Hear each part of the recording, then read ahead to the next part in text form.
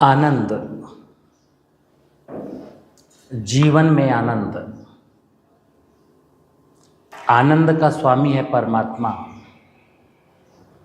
जिसका एक अंश आत्मा के रूप में आपके शरीर के अंदर विद्यमान है। आनंद का आत्मा से ही संबंध है, आनंद का शरीर से कोई संबंध नहीं है, ध्यान रखना। ये आनंद जिसको प्राप्त हो गया, बस उसका जीवन संवर गया। लेकिन ये आनंद आत्मा के मार्ग से होके परमात्मा तक, ये संभव कब है? परमात्मा का मतलब है, आत्मा का मतलब है परमार्थ। जो अपने जीवन को परमार्थ के लिए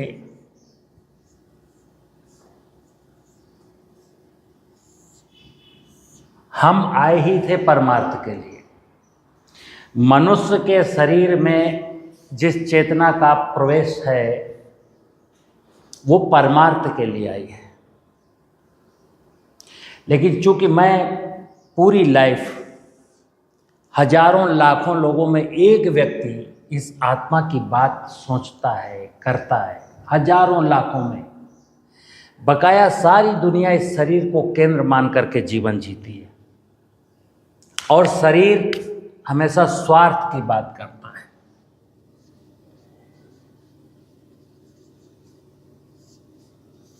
स्वार्थ,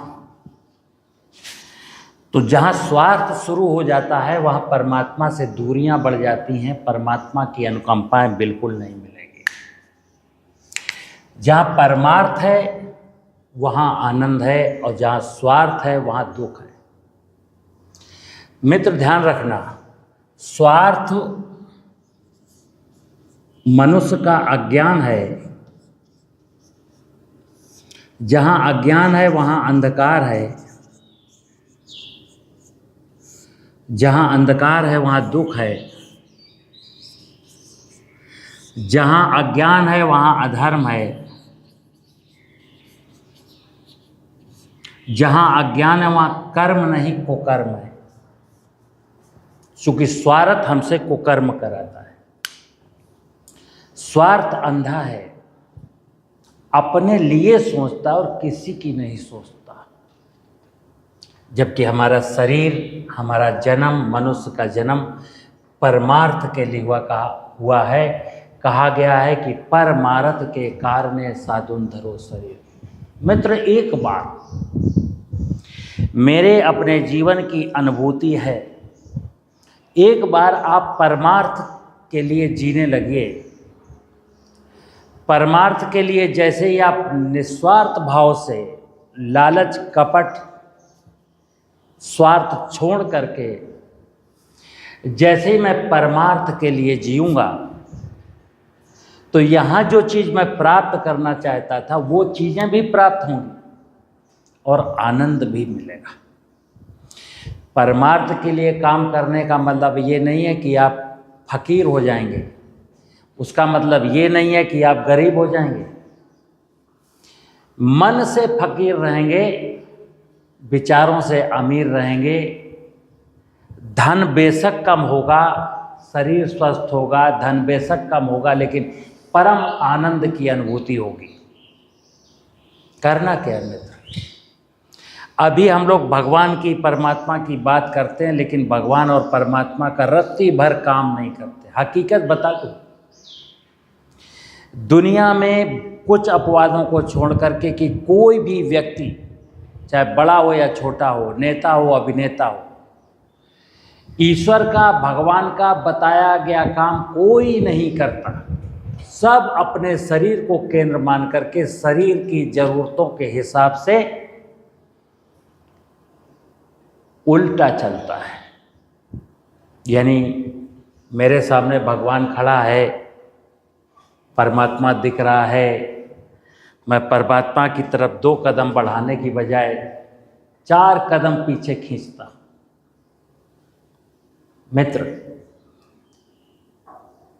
यदि मैं परमात्मा की ओर 2 कदम बढ़ाऊं तो परमात्मा 98 कदम चल करके हमारी उंगली पकड़ने को तैयार है। मैं बहुत पढ़ा लिखा नहीं हूँ, न मैंने कुछ पढ़ा है, लेकिन हम ये तो नहीं कह सकते कि हम सबसे ज़्यादा सुखी हैं, लेकिन हाँ, मेरे जीवन में कोई दुख नाम की वस्तु नहीं है। मैं जब नौकरी करता था तब भी मैं हंसता था, मुस्कुराता था, और आज भी हंसता और मुस्कुराता हूँ। परमात्मा का वचन है कि पुत्र जो अपने आप को, इस आत्मा को परमात्मा की संतान मानता है और शरीर से ज़्यादा ध्यान आत्मा को देता है, और आत्मा का मतलब परमार्थ के काम करता है, बस उसके जीवन में कोई दुख नहीं है, कोई तकलीफ नहीं है। वो आनंद के साथ जीवन जिएगा और इतना हल्का होकर जिएगा कि उसका पता ही नहीं चलता समय कब पास हो गया, और नहीं तो दिन काटे नहीं कटते। तो जिसको जिसको परमात्मा की ओर चलना है वो थोड़ा सा शरीर को किनारे रखे और इसके अंदर जो सोल है आत्मा का, उसकी ओर ध्यान दे। हमारे अंदर जो आत्मा है वही मेरा असली परिचय है। शरीर तो मरने वाला है, शरीर तो नश्वर है, ये तो नष्ट हो जाएगा, लेकिन आत्मा अजर अवर अविनाशी है। ये शरीर जब छोड़ेगी तो किसी दूसरे शरीर में जाएगी। अगर आप परमार्थ के काम करेंगे तो अगला जो जन्म मिलेगा बहुत खूबसूरत मिलेगा, और परमार्थ के काम ना करके शरीर को केंद्र मान करके यानी कि अर्थ और काम में लगे रहेंगे, धर्म को नहीं जानेंगे तो मोक्ष नहीं मिलेगा। मित्र, मैं चाहता हूँ जिसको मेरे साथ चलना हो, और अभी मैं कुछ ही दिन के बाद एक 4 दिन का ट्रेनिंग प्रोग्राम यहाँ शुरू करने वाला हूँ। वैसे तो मैं प्राकृतिक खेती पर बात करूँगा, लेकिन प्राकृतिक खेती परमात्मा का विषय है, प्राकृतिक खेती प्रकृति का विषय है, प्राकृतिक खेती सनातन का विषय है, प्राकृतिक खेती बाजार का विषय नहीं है। क्योंकि खेती का मतलब आनंद है, खेती का मतलब सर्वे भवन्तु सुखिनः सर्वे सन्तु निरामया। परमार्थी व्यक्ति जो परमार्थ का काम करता है वही ये विषय उसी के दिमाग में चलता है, सर्वे भवन्तु सुखिनः सर्वे सन्तु निरामया। और जो शरीर को केंद्र मान करके जीता है वो मुंह से तो बोलता है सर्वे भवन्तु सुखिनः, लेकिन उसके इरादों में, उसके मन में दूसरों को लूटने की चाहत होती है। तो जब तक आप दूसरों को लूटेंगे, 84 लाख योनियों को लूटेंगे, जड़ जगत को लूटेंगे, तब तक आपके जीवन में बड़े भाग मानुष तन पाया। बड़े भाग से मनुष्य का शरीर मिला था, लेकिन भाग्य को मैंने दुर्भाग्य में कन्वर्ट कर दिया, क्योंकि शरीर को केंद्र मान लिया। मित्र, शरीर है, शरीर चलेगा, लेकिन ये ड्राइवर है। अगर इसकी सुनेंगे तो ये शरीर अच्छा चलेगा, और आत्मा की नहीं सुनेंगे, केवल शरीर की खूबसूरती को देखेंगे, तो फिर आप अच्छा सा नहीं चल पाएंगे। नमस्कार।